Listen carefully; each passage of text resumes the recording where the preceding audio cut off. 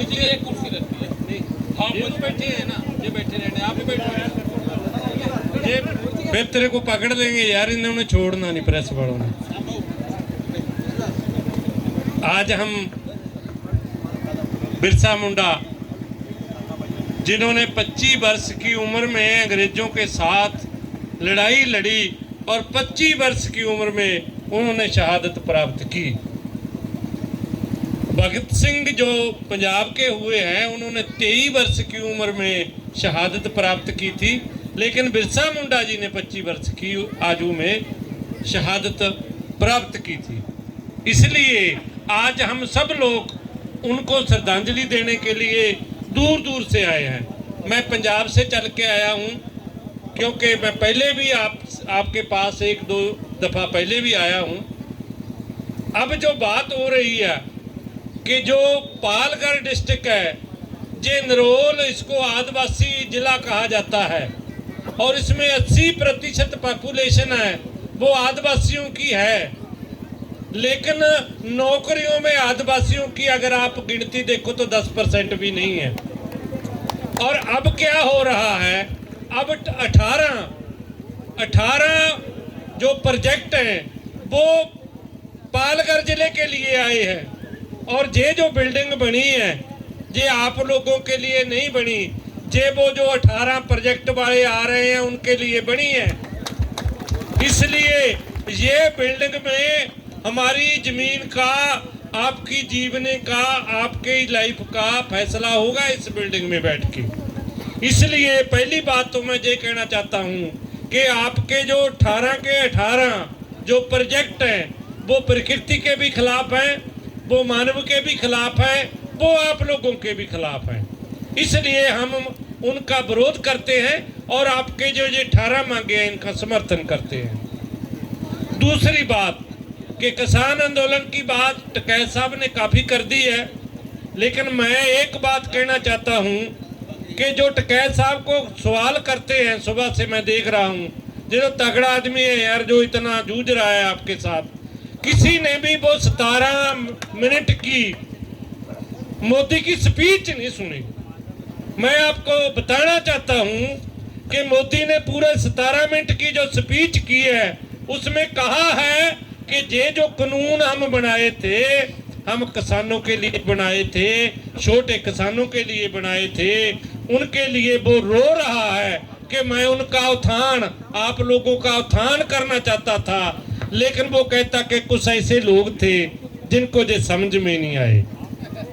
इसका मतलब कुछ पंजाबी फार्मर जो, जिनको उन्होंने खालिस्तानी भी कहा, जिनको उन्होंने पाकिस्तानी भी कहा, जिनको उन्होंने पता नहीं क्या क्या कहा, लेकिन आज एक बात अच्छी ये हुई है कि उन्होंने पंजाबी किसानों को भी किसान कह के संबोधन किया है।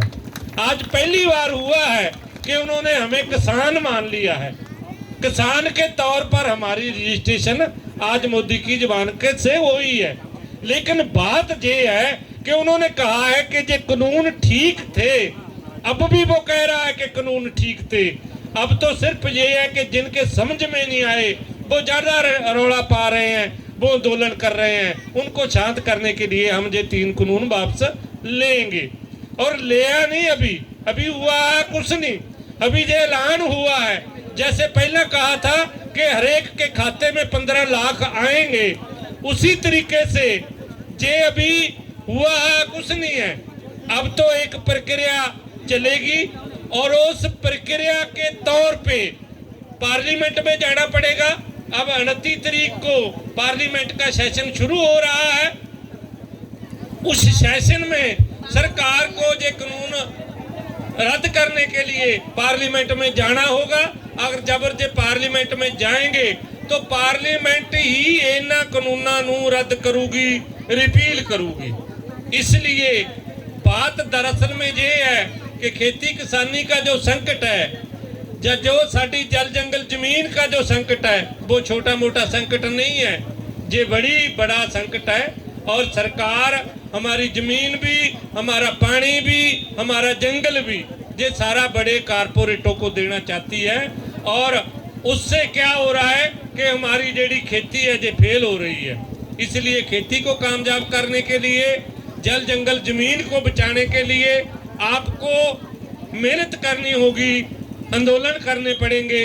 और कई बार तो कई लोगों को तो जे कहड़ हुई पई है, जे जल्दी हुई पई है कि जो सरहद पे बैठे लोग लड़ रहे हैं फार्मर, वो जल्दी घर कब जाएंगे। बार बार सवाल यही है कि आप घर कब जाओगे, आप घर कब जाओगे। बात दरअसल में ये है कि अब घर से बाहर सबको निकलना पड़ेगा।